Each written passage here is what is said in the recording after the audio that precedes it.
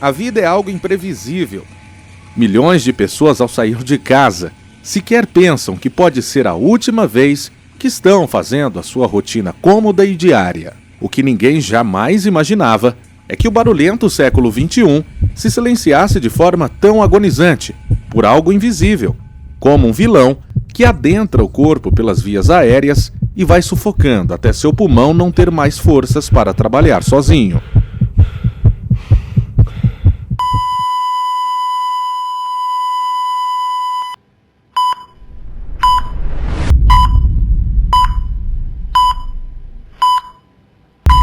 A imaginação, perante aos fins dos tempos, como um apocalipse bíblico, sempre foi rodeado por imagens de caos, sofrimento, criaturas não terrenas andando pelas ruas e ceifando vidas.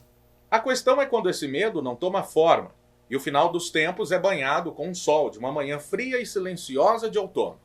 Meu nome é Renan Cáceres, e vamos acompanhar juntos a rota da maior ameaça mortal vista em tempos de paz no planeta, o novo coronavírus. Tudo começou em dezembro de 2019, em Wuhan, cidade chinesa com mais de 10 milhões de habitantes, durante o feriado do Ano Novo Lunar. A data da origem do vírus é desconhecida, apenas o local, citado como mercado atacadista de frutos do mar, que trabalha em condições insalubres para a distribuição de seus alimentos. Foi no dia 1º de dezembro em que, de acordo com a revista The Lancet, houve a possibilidade da identificação de um paciente com surto de pneumonia, um idoso que sofria de Alzheimer. No The Wall Street, jornal estadunidense, uma nota também foi publicada sobre um comerciante do mercado de frutos do mar que apresentou a doença. Desde então, vários trabalhadores da feira começaram a apresentar os mesmos sintomas de uma pneumonia viral. 24 de dezembro. Amostras de uma vítima foram enviadas a um laboratório especializado e houve uma ligação afirmando que o estudo sobre a amostra indicava o surgimento de um novo coronavírus. Foi apenas no último dia do ano, 31 de dezembro, em que a cidade de Taiwan avisou a OMS sobre o surto de uma pneumonia ainda desconhecida, que poderia ser transmitida de humano para humano. Até então, havia 15 mortos pela doença e 109 casos confirmados.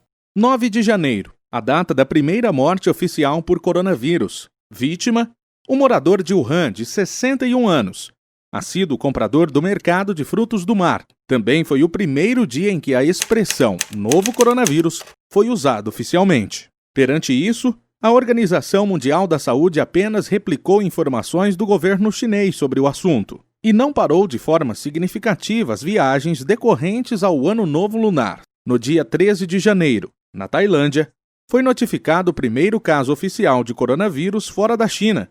Mesmo com a notificação, a OMS seguiu com a mesma linha de pensamento do governo chinês, que afirmava não haver relatos de infecção de humanos para humanos. Foi apenas em 14 de janeiro que a Organização Mundial da Saúde começou a suspeitar da ação do SARS-CoV-2, mas mesmo assim, prosseguiram não dando a devida importância ao perigo iminente. 20 de janeiro, moradora da Coreia do Sul, confirma que está acometida pela Covid-19. No dia seguinte, foi diagnosticado o primeiro caso de coronavírus em solo estadunidense. A doença já havia chegado à América. A quarentena em Wuhan e outras cidades da província de Hubei foi decretada para conter o perigoso vírus.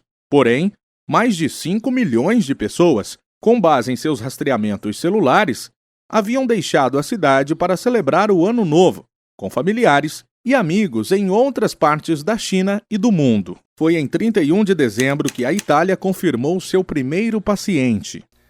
Com a possível certeza de que o vírus teve origem na Feira de Frutos do Mar, onde há comércio de diversas iguarias de origem duvidosa, em 24 de fevereiro a China declarou como ilegal a comercialização de animais silvestres e preza por eliminar o mau hábito de comer indiscriminadamente animais.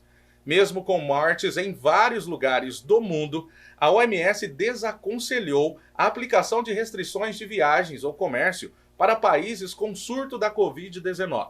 Para a Organização Mundial da Saúde, até aqui, era apenas uma epidemia, nada mais grave. Só que no dia 1º de março, 3.000 pessoas já haviam morrido por causa do novo coronavírus. Somente após essa quantidade de mortos, a OMS percebeu a gravidade e declarou uma pandemia em todo o mundo. Em 6 de fevereiro, antes de haver casos da doença no Brasil, o presidente Jair Bolsonaro sancionou a lei que trata as normas da quarentena no país e também as medidas de combate ao coronavírus. A proposta foi enviada pelo Executivo ao Congresso e aprovada na mesma semana como forma de estabelecer regras para a chegada ao país dos brasileiros que estavam em Wuhan. 34 brasileiros que vivem na cidade chinesa foram repatriados. 2 aeronaves da Força Aérea Brasileira aterrissaram no Brasil com o grupo. Eles ficaram de quarentena por 14 dias na base aérea de Anápolis, em Goiás. O Brasil confirmou seu primeiro caso no dia 26 de fevereiro, saindo na frente como o primeiro na América Latina. O paciente é um homem de 61 anos que viajou à Itália e deu entrada no Hospital Albert Einstein no dia anterior. 15 dias depois, a notícia: foi registrada a primeira morte pelo coronavírus no Brasil. A vítima, um homem de 62 anos, sem histórico de viagem. Como era de se esperar, a doença se alastrou pelo país e chegou a diversos municípios. A nossa região noroeste do estado de São Paulo, cercada por dezenas de cidades, sentiu o mal iminente cruzar os caminhos e mudar drasticamente as suas rotinas. Instituições de ensino fechadas, silenciosas, algo não visto durante tempos de paz, com todo tipo de intervenção social com aglomeração, descartada pela vigilância epidemiológica, jornais, revistas e outros meios de comunicação tiveram em praticamente todas as suas pautas parágrafos contendo informações do novo coronavírus. As máscaras se tornaram adereços essenciais e obrigatórios enquanto a população caminha pelas ruas, uma realidade não imaginada pelas pessoas do nosso interior. Como uma torre de Babel, o país se dividiu nas opiniões sobre a doença.